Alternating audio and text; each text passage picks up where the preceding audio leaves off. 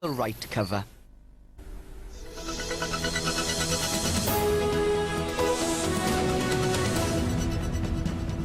Hello, this is the late edition of the West Country Tonight.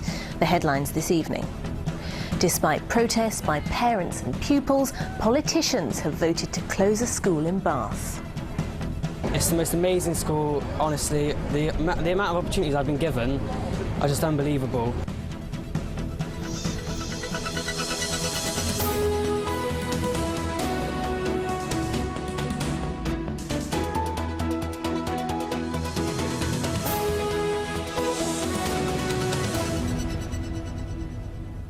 Good evening. First tonight, we've just heard that in a surprise move, councillors have turned down plans for Bristol City's stadium at Ashton Gate to become a giant hypermarket. The football club said it needed the money to fund a new ground south of the city, but in the last half hour, planners voted against it, as Robert Murphy reports. This was the dream, World Cup football in Bristol City's new ground at Ashton Vale. But it was based on the condition their old ground was sold for redevelopment. Sainsbury's planned the new store at Ashton Gate, but tonight their plans were rejected. Transport was one concern. What we're talking about is a vast supermarket. It would be the biggest Sainsbury's in the southwest. So too was the store's size. Architect and designer George Ferguson spoke against the plans. He raised the point that it would affect the independent shops where he lives.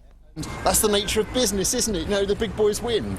If the big boys win, you destroy the city. I mean, this is becoming supermarket city. The essence of an independent, sustainable, good city is one that has a lot of independent, small, local businesses that you're much more likely to have a decent conversation in a small shop. You're much more likely to get personal service in a small shop than you would in one of these huge supermarkets.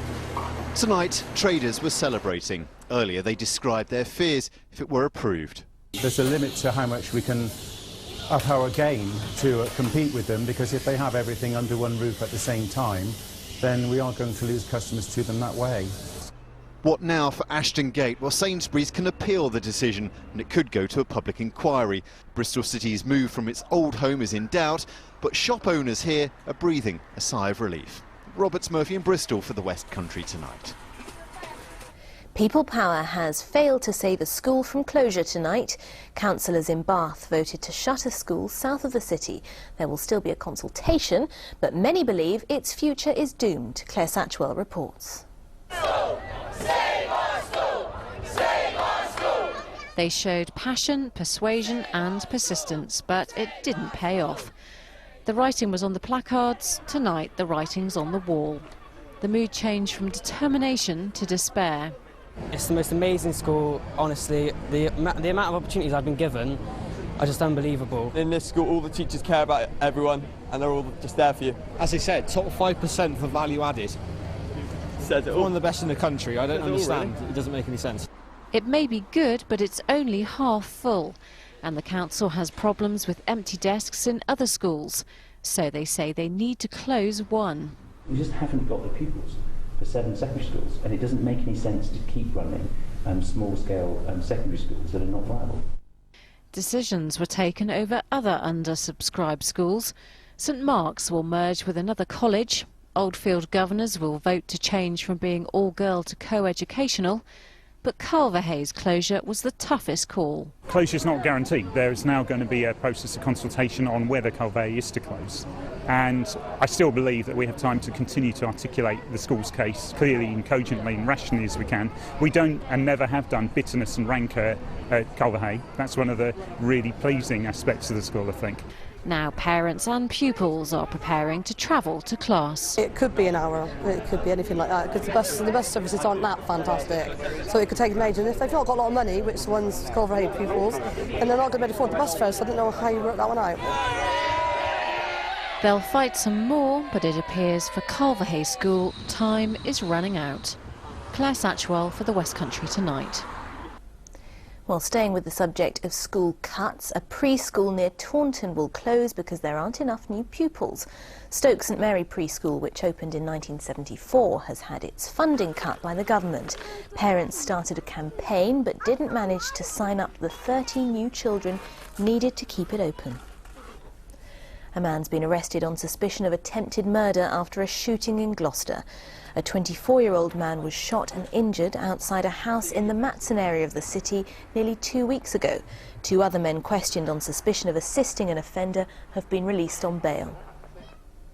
The Ministry of Defence has confirmed it will continue to operate its Defence Science and Technology Laboratory, known as DSTL, at Porton Down in Wiltshire. It follows proposals by the Health Protection Agency, based nearby, to switch its operations to a new base in Essex. The MOD says its own military establishment would not be affected if the HPA move goes ahead. The American president has praised the people of Wootton Bassett for the way they honour fallen troops. We want to honor our fallen warriors with the respect and gratitude that they deserve, whether it's here at Dover or in the small British town of Wootton Bassett, where people line the streets in a solemn tribute that represents the best of the British character. Barack Obama was speaking during David Cameron's first visit to the States as Prime Minister. His comments came on the day the High Street once again came to a standstill for 4 servicemen killed in Afghanistan. And that is the news this evening. Time now for the weather.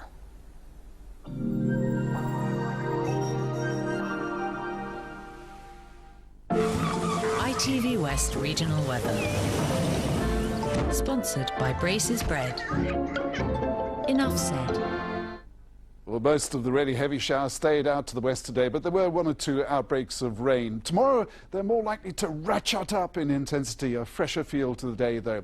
Now, a touch cooler tonight as well, and any of today's showers should be long gone, so it's a case of patchy cloud tonight with some clear spells. Tomorrow may well start bright again, but it won't be long before the showers drive in from the west, a fairly active line of them running through from southwest Somerset and into the Bristol area and Gloucestershire. Wiltshire, though, is more likely to stay dry. The shower route remains through the afternoon, still in line for some heavy ones and even a rumble of thunder. Even with the temperatures creeping up to 21, it will still feel fresher.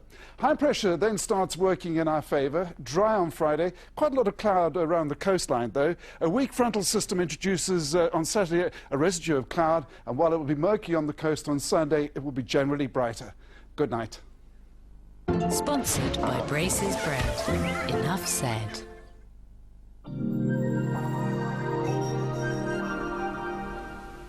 So perking up for the weekend, Bob. Thank you very much indeed. That is your news this evening. I'll be back same time tomorrow, and we'll be back during GMTV in the morning. For now though, good night.